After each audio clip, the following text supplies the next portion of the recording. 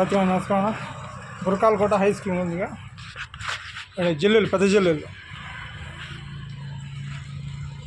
నాగిరెడ్డిపల్లి కాడికి ఇస్తాను 2 జిల్లుల్లో.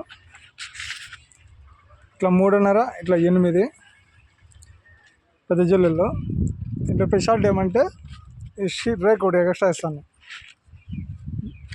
మా ఫోన్ నెంబరు. ఆ రేక్ ఎందుకు ఎక్స్ట్రా ఇస్తామంటే ఇక్కడ క్లారిటీ చూడండి. మీకు ఈ జిల్లుడి పైన పెట్టాను చూడండి.